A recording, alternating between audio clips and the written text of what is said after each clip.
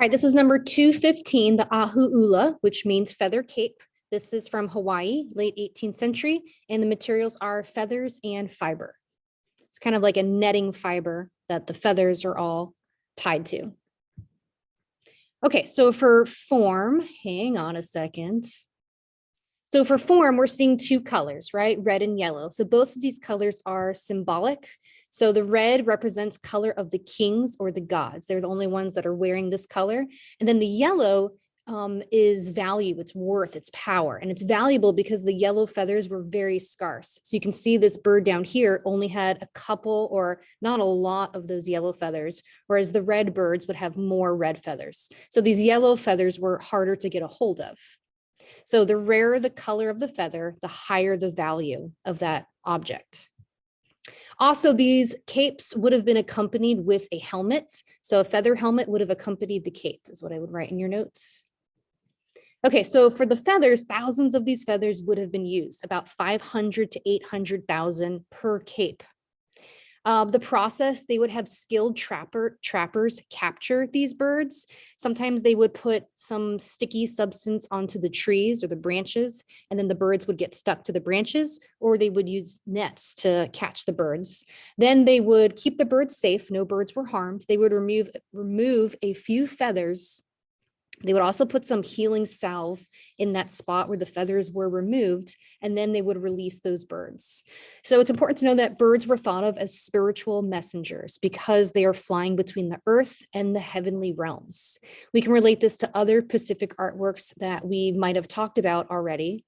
Which ones you think they are, where they're honoring birds or paying tribute to birds or seeing birds as a high deity. So you've got the Book mask, and then you have Tamani Wakanene's portrait where he's covered in these kiwi feathers on this cape. And there's also feathers hanging from that staff. Okay, no birds were harmed. Catchers would apply a healing salve. All right, more for the form. This is a symmetrical design, which means it's relatively the same on both sides. It's also made up of geometric designs, so not organic designs. These are geometric. And then you would be able to read this and associate what you're reading with the particular lineage. And then these capes would also be passed down through the generations. So it was males who would work on this process of creating the cape, of weaving the cape. So they would attach tiny clusters of feathers into knots.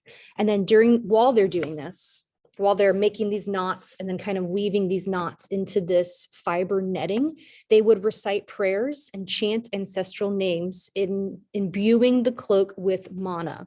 So mana is something we've talked about, where it's this inner force, this power. It comes from the gods, and they believe the chiefs are ancestors to those gods. So the closer our ancestry is to the gods, the more mana we are born with. So those chiefs have a lot of mana. And then as it's passed down through generations, it would have acquired more mana. So the chiefs are believed to be descendants of the gods, and their mana needs to be protected. So that is the function, right? So by wrapping this powerful cape around this powerful person, it is protecting that chief's mana. And wrapping is something that we're going to see again in the Pacific. So hold that thought.